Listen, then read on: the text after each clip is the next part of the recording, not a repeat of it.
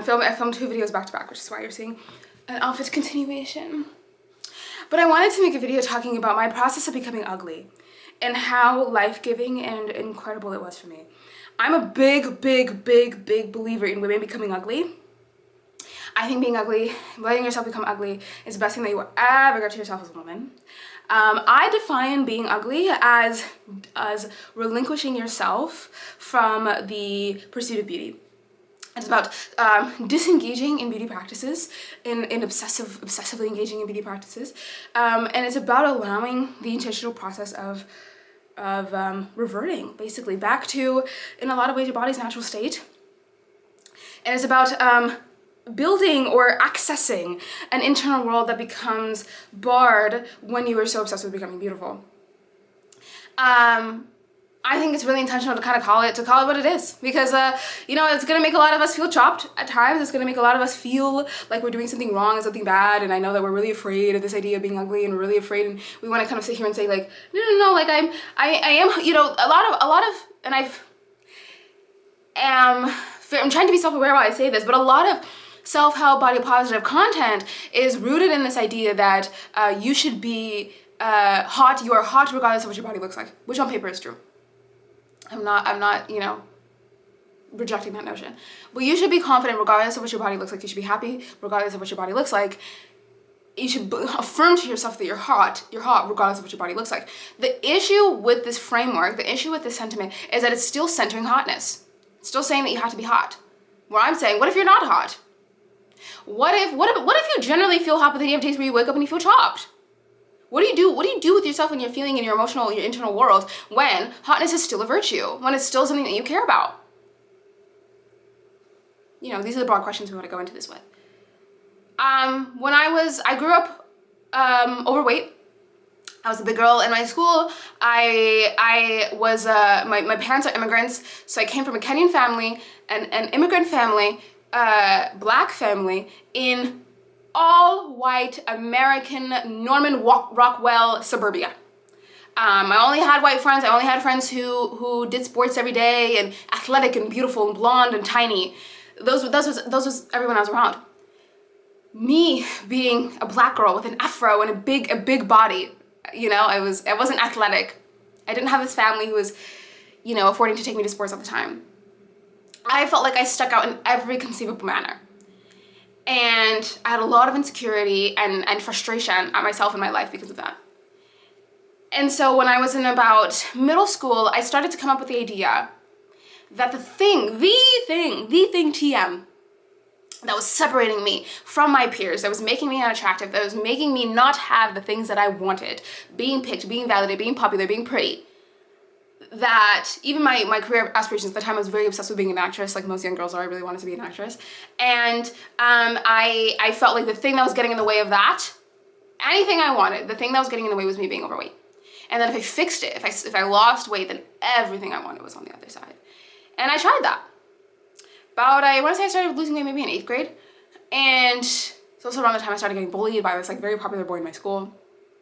We were in homeroom class together, and my teacher had a tradition where if it was somebody's birthday, we all sang them was it the Elmo birthday song or something? It was like a random cartoon, whatever, birthday song. But we got really into it, as 8th graders do. You have your random little things that feel really entertaining to you for some reason. So we would all sing he would play the song on YouTube, and then everyone in the class would sing it to whoever's birthday it was.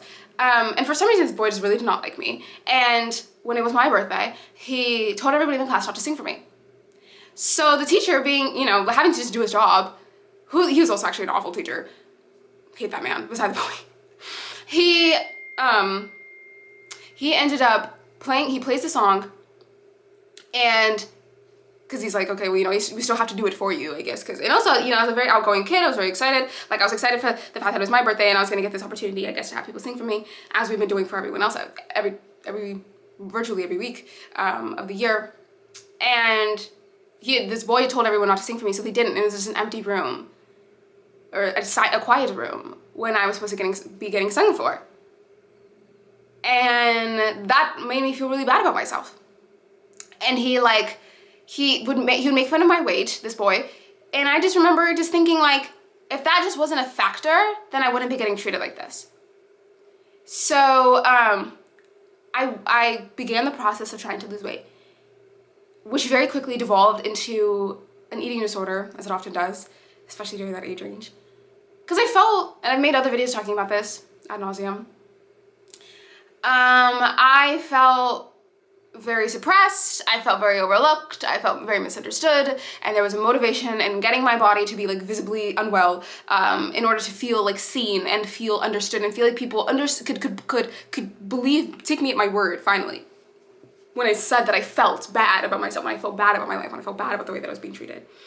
Because it's so easy to just write off what I was feeling as like, oh, you're just a hormonal teenager. And I'm like, no, I'm not, I'm actually suffering. And even if I am a hormonal teenager, does that mean that I'm not worthy of care? Is that the point? So I started to lose weight, became skinny, became a size 0, became, got the body that I thought I needed to have. And then I went into ED treatment my freshman year of high school.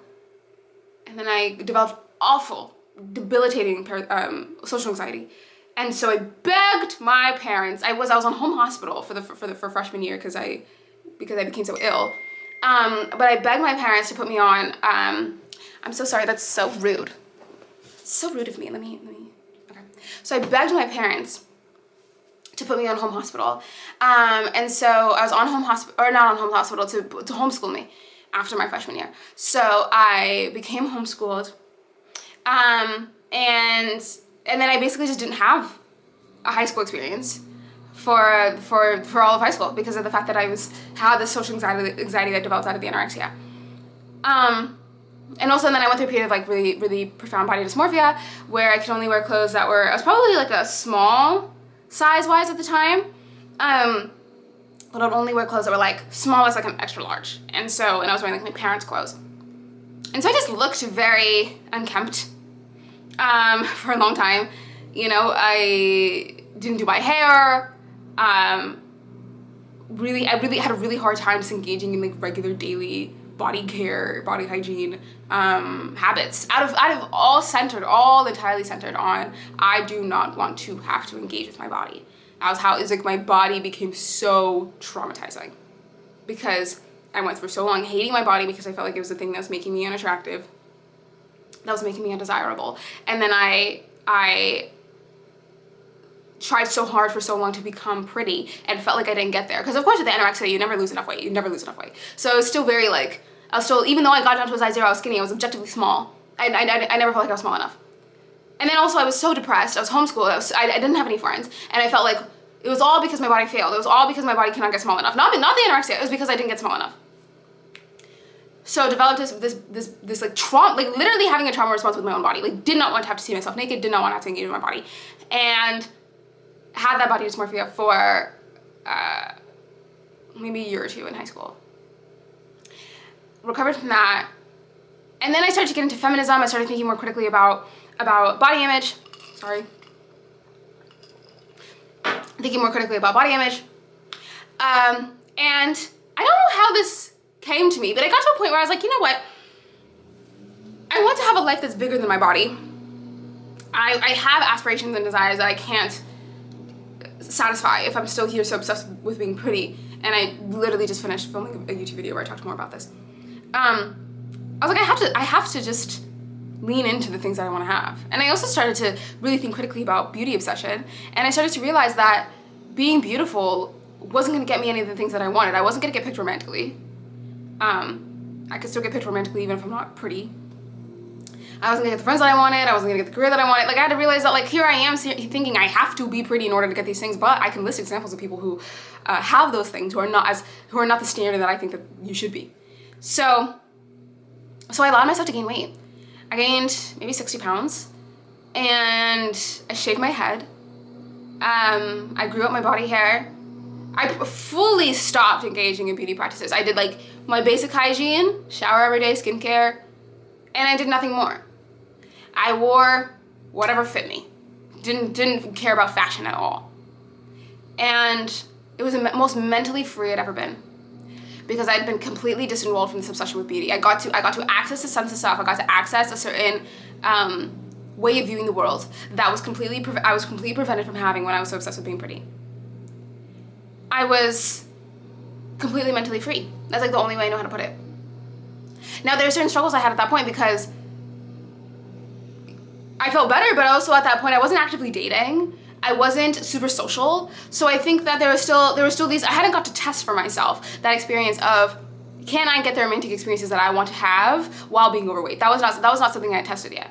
So I think I still might have had a thought in my back of my head of like, oh, I need to, if I'm gonna give in beauty, I'm also trading in being attractive to people, and at least in a romantic context. Which I also experienced proof that was not true, because I still was getting pursued romantically at my biggest. That was the first time actually I ever got pursued romantically, was at my biggest. But so that was something that, you know, at other points in my life I lost weight and then I started dating and I was like, oh, you know, I could have never done this at my highest, which isn't true. But kind of besides the like romantic issue, I was very happy and I felt very free. And it's something that I encourage so many women to have. I started writing. I started taking more in-person classes at my community college. I was just I didn't have as much anxiety. I was having panic attacks as much. Like, I was just calm. I was just okay. I was just fine. And I started to understand myself and access myself and who I am in a completely different light that I couldn't have before. It's something I just really, really encourage. Like, go on a process of letting yourself become ugly. Stop obsessing over every single thing that enters your mouth, all the food you eat. Stop obsessing over trying to get your hair to look a certain way, trying to always style your body a certain way. Whatever your beauty fixation is, just stop doing it. Give yourself like a year. For me, it was about a year, or maybe 2, of doing this. And then maybe I can make a separate video on, because I don't look like how I did like last January. That was when I got to my heaviest weight, and I was like kind of peak in my like be ugly. And I wrote an essay called Being Ugly Will Set You Free on Substack, where I kind of talked more, like I kind of laid out my whole foundation, my whole ministry. But that's what I would say. Be ugly. Be ugly. Let it come to you fully. Don't stop it. And realize what's on the other side. Because there's so much fear in doing that, thinking that you're going to lose everything, and you will not. And it's not until you allow yourself to become ugly, and you see that you won't lose everything, that you become okay with it. You become okay with being ugly. We just live, it's like a monster under our bed. That's always what I say. Like this ugly version of yourself is like, oh my God, like it's just lurking in the shadows. And if I ever stop the beauty practices, then she's gonna materialize and I'm gonna lose everything. Let her materialize, let the monster in, and realize that you will actually be fine. But you can't do it until you try it. And you'll be okay. You don't have to be confident in the beginning. I had somebody saying, oh, well, you were only ever able to do that because you're confident. I was not confident. I got confident through doing it. The thing that motivated me was having a desire that was bigger than wanting to be beautiful, which is the video that I just posted was about. So maybe watch that. These are kind of, I guess it's like a part 1, part 2. But yeah, thank you for watching.